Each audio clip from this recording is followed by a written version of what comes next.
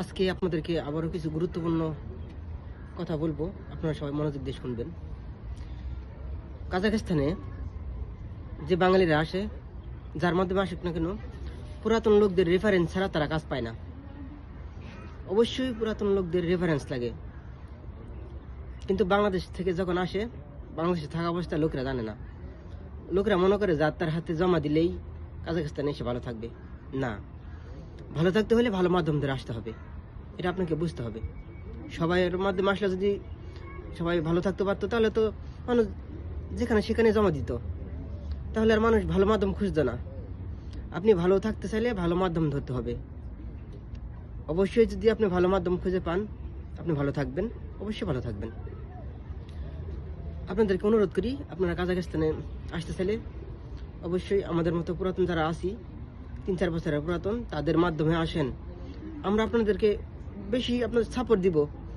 কাজ একটা লাগলে আরেকটা দিব, আরেকটা লাগলে আরেকটা দিব। 10টা কাজ লাগবে, 20টা কাজ লাগলে কাজ দিব।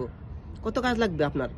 কিন্তু এজেন্সির মাধ্যমে আসলে তারা আপনাকে বাংলাদেশ থেকে কি আর কাজ বুঝাই দিতে পারবে? বাংলাদেশ থেকে আপনাকে কাজ চেঞ্জ করে দিতে পারবে না, বসের সাথে কথা বলবে না। আপনি একটা পুলিশ আপনাকে ধরলো, আমাদের মতো পুরাতন লোকদের রেফারেন্স ছাড়া আপনাকে ছাড়বে না। তাহলে আপনি অবশ্যই একজন পুরাতন লোকের হাত ধরে আসার চেষ্টা করবেন। কত সময় দু একটা খারাপ পুলিশ আছে, তারা বাঙালি লোকদেরকে ধরলে বলে যে পুরাতন লোকদের কাছে ফোন দেওয়ার জন্য। তখন আমাদের কাছে ফোন দিলে আমরা রেফারেন্স করি যে উনি আমার পরিচিত লোক, ওনাকে ছেড়ে দেয়। তাহলে আপনি সাপোর্টগুলো নিতে হলে তো আমাদের মতো পুরাতন লোকদের হাত ধরে আসে ভালো, তাই না? বাংলাদেশ থেকে যে আপনারা যাত্রার মাধ্যমে জমা দিয়ে আসেন, সে আপনাকে কি রাশিয়ানে কথা বলবে? রাস্তাঘাটে একটা পুলিশ ধরলে সে কি আপনার ওই পুলিশের সাথে রাশিয়ানে কথা বলতে পারবে? পারবে না।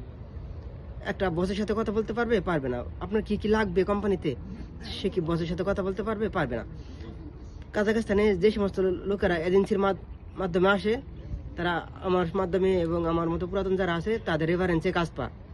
যে যাই বলুক, আমার রেফারেন্সে এবং আমার মতো পুরাতন যে 10-15 জন লোক আছে, তাদের রেফারেন্সে এখানে আসার পরে কাজ পায়। এটা আপনি মানেন অথবা না মানেন, আপনার ব্যক্তিগত ব্যাপার।